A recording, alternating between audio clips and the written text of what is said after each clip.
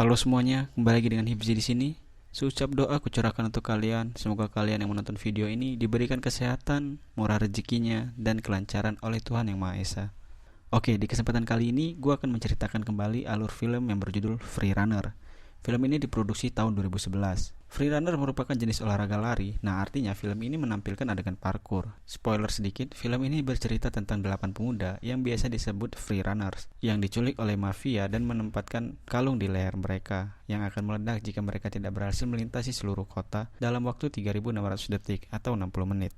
Film diawali dengan perlombaan freerunner di kota dengan memperlihatkan beberapa freerunners yang handal dengan karakteristik mereka masing-masing. Singkat cerita, perlombaan itu dimenangkan oleh Vince yang merupakan saingan dari Ryan, sang tokoh di film ini.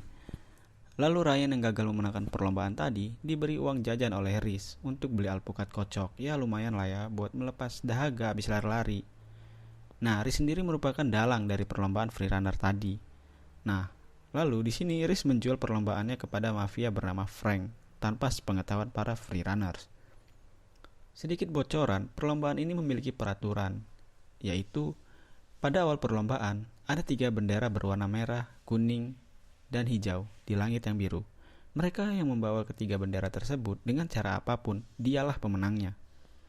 Freerunner dilarang memasang taruhan untuk mereka sendiri, dan setiap penjuru gedung-gedung kota dipasangi CCTV serta Bluetooth kamera untuk memantau para freerunners, dan penonton bisa bertaruh dengan menganalisa setiap freerunners. Lalu scene berpindah memperlihatkan Ryan yang sedang berangkat kerja sambil memikirkan nasibnya ke depannya bersama keluarganya dan orang yang dicintainya. Ryan memiliki tujuan untuk bisa keluar dari kota dan memulai hidup. Sebelumnya, Ryan sempat mampir ke tempat Miles untuk membuat taruhan sendiri, namun menggunakan akun Miles. Sesampainya Ryan di tempat kerja, ia menceritakan semua tujuannya kepada kakeknya yang berada di rumah sakit tempat Ryan bekerja. Lalu scene berpindah kepada Ryan yang ingin menjemput kekasihnya bernama Chelsea di tempat kerjanya, namun dihadang oleh security. Namun Ryan tidak hilang akal karena dia freerunners, ia memanjat gedung untuk menjemput Chelsea. Namun naasnya, Chelsea ingin diajak-ajak oleh manajernya sendiri, dan Ryan datang tepat waktu, hingga menendang manajer Chelsea sampai-sampai membuatnya kesal dan memecat Chelsea karena tidak bisa mengajak-ajabkannya. Lalu mereka pun keluar ke tempat hiburan malam untuk melepas lelah dan menghibur diri mereka. Ya menghibur diri sih ya menghibur diri ya, tapi kok gini ya, malah kayak kucing kawin. Nah, setelah mabar bersama Chelsea, Ryan menceritakan kepada Chelsea tentang rencananya untuk keluar dari kota dan mengajak adiknya Chelsea, yaitu Miles. Nah, singkat cerita, perlombaan pun dimulai. Perlombaan berjalan seperti biasa, mengumpulkan 3 bendera. Namun di saat akan mendapatkan bendera terakhir di gedung tua, mereka malah dijebak oleh orang yang tidak mereka kenal, dan situs online pun tiba-tiba error.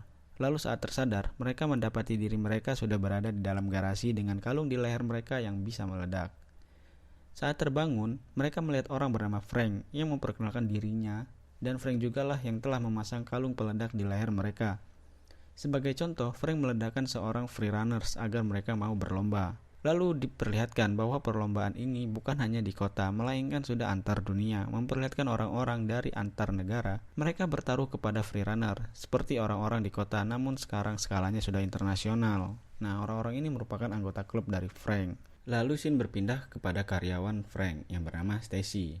Nah, Stacy menjelaskan tentang peraturan baru. Peraturannya sederhana. Yang pertama, setiap freerunner harus memindai kalung mereka di tiap 3 lokasi yang berbeda, yang sudah ditentukan dalam waktu 1 jam. Dan yang terakhir memindai dalam waktu lebih dari 3 detik, maka orang tersebut akan kaboom, ya jadi kepala geprak, dan seketika sudah bukan anggota bumi lagi.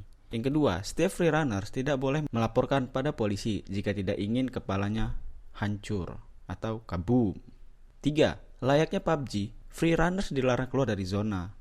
Kalau keluar zona nyaman boleh mungkin ya. Apabila keluar dari zona, diberikan waktu 5 menit untuk kembali lagi ke zona aman. Jika tidak, boom, kepalanya sudah jadi geprak lagi. Dan hanya ada 1 pemenang saja dari perlombaan ini, karena diduakan itu tidaklah enak. Oke, itulah 3 peraturannya. Lalu mereka bertujuh pun berlomba dengan cara terpaksa dan saling serang satu sama lain. Satu persatu dari mereka gugur. Deck yang gugur akibat didorong Vince, dan Kit yang terlambat memindai. Menyisakan 5 orang freerunners, lalu aksi freerunners pun berlanjut hingga membuat mereka kejar-kejaran dengan polisi. Dan akhirnya mereka pun tertangkap. Saat di dalam van polisi, Ryan meyakinkan mereka bahwa perlombaan yang mereka jalani ini adalah ulah race. Namun tanpa mereka sadari bahwa mereka sudah keluar dari zona hijau yang membuat mereka panik karena akan meledak. Namun Ryan memiliki ide untuk menggulingkan van tersebut dan kembali berlomba ke zona hijau sebelum kehabisan waktu dengan bantuan dari Chelsea. Akhirnya mereka melanjutkan perlombaan. Sebelum pergi, Ryan menyuruh Chelsea untuk melacak kalung mereka dengan bantuan Miles. Lalu seketika Freebo pun gugur akibat dorongan dari Vince. Dan yang tersisa hanya mereka berempat. Dan mereka saling serang, berebut pemindai. Namun naas di sini Wes gugur karena terdorong oleh truk hingga membuat dadanya tertusuk besi tumpul. Ryan yang terakhir memindai pun pasrah akan gugur. Namun beruntungnya Ryan, kalung yang Ryan pakai itu sudah rusak hingga tidak terjadi apa-apa. Dan Frank pun memaksa Ryan untuk terus berlomba, jika tidak pemicunya akan diaktifkan manual. Anggota klub pun kesal kepada Frank karena tidak meledakkan Ryan dan malah menyuruhnya melanjutkan lomba, hingga membuat mereka ingin menarik taruhan karena Frank dinilai sudah menipu mereka. Lalu Frank meminta bantuan kepada Rhys untuk menghancurkan Ryan. Kembali lagi ke perlombaan, truk dan Vince pun beradu pukul hingga menjorokkan Vince ke bak sampah dan pingsan. Lalu truk melanjutkan perlombaan. Dan Ryan berencana menjumpai Rhys. Namun sialnya, Ryan dikejar orang suruhan Rhys hingga membuat Ryan keluar dari zona hijau dan menjumpai Chelsea. Dan ternyata Rhys juga berada di sana, membuat mereka berkelahi dan tiba-tiba truk datang membantu. Namun sial, truk gugur akibat keluar dari zona hijau terlalu lama, serta Chelsea yang tertangkap oleh anak buah Frank. Dan Rhys pun kalah duel dengan Ryan, yang membuat Rhys jatuh dari gedung. Akhirnya Ryan menjumpai Miles dan mencari tahu tentang Frank. Lalu Ryan dan Miles menyelinap masuk ke perusahaan Frank dan membuat kenyataan pada dunia dengan cara broadcasting bahwa Frank adalah pembunuh. Hanya demi keuntungan mereka, ia melakukannya. Lalu Frank membawa kabur Chelsea ke jembatan tempat pemindai terakhir dengan tujuan menjauhkan dari Ryan. Lalu saat akan mengejar Frank, Ryan dihadang oleh Vince. Karena masalah pribadi, mereka harus menyelesaikan perlombaan karena mereka berdua rival. Dan Vince pun berhasil mendapatkan pemindainya, namun tidak memindai karena ia puas bisa mengalahkan Ryan dan mengolok-olok Frank. Dan seketika, kabum, ya Vince pun gugur. Lalu saat mengejar Frank, Ryan dihadang oleh anak buah Frank yang bernama Jaku. Dan Ryan pun berhasil mengalahkan Jaku dengan mengikatkan rantai di lehernya, serta berhasil naik ke kapal Frank dengan melompat dari jembatan. Saat itu juga Frank menyandra Chelsea dan menyuruh Ryan menjauh darinya dan uang $1 juta menjadi milik Ryan.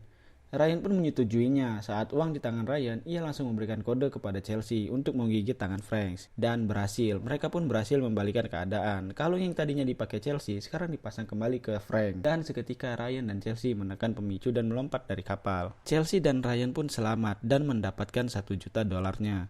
Akhirnya tujuan Ryan tercapai, yang dimana membawa keluarga dan orang yang dicintainya meninggalkan kota metro. Dan selesai, film pun selesai. Oke, mungkin kesimpulan dari film ini ialah mengajarkan kita bila berlomba jangan sampai kalah. Jika kita kalah, ya artinya kita belum menang. Oke, mungkin segitu dulu dari kesempatan ini. Terima kasih yang udah nonton sampai habis. Semoga kuotanya tidak habis. Sampai ketemu lagi di video selanjutnya. Semoga.